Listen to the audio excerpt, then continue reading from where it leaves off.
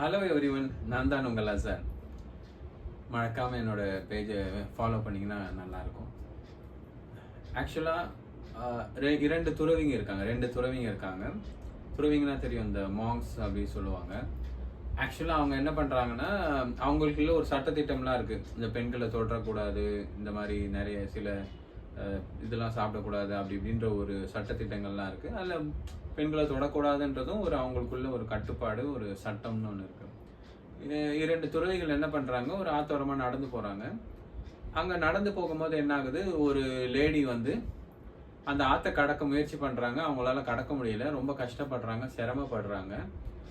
இப்படி இருக்கும்போது இந்த ரெண்டு துறவிங்க போயிட்டே இருக்காங்க, ரெண்டு பேரும் பேசிக்கிட்டே போயிட்டு இருக்காங்க. அப்போ இதை பார்க்கும்போது என்ன ஆகுது, ஒரு மூத்த துறவி என்ன பண்ணுறாரு, அந்த லேடியை என்ன பண்ணுறாரு, அந்த ஆறை கடக்கிறதுக்கு உதவி பண்ணுறாரு. அந்த லேடியை முதுகில் தூக்கிட்டு போயிட்டு அந்த பக்கம் கிராஸ் பண்ணி விட்டுறாரு.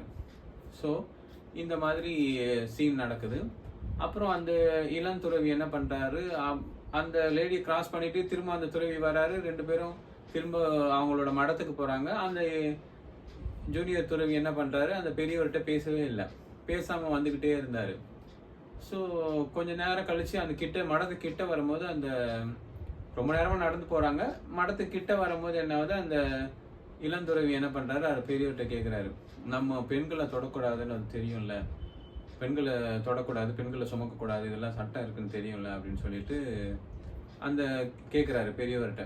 அப்போ அவர் சொல்கிறாரு, அந்த லேடியை நான் அப்பவே இறக்கி விட்டு வந்துட்டேன், ஆனால் நீ தான் உன் மனசில் இன்னும் அந்த லேடியை சுமந்துக்கிட்டே இருக்க அப்படின்னு சொல்லிட்டு சொல்கிறாரு.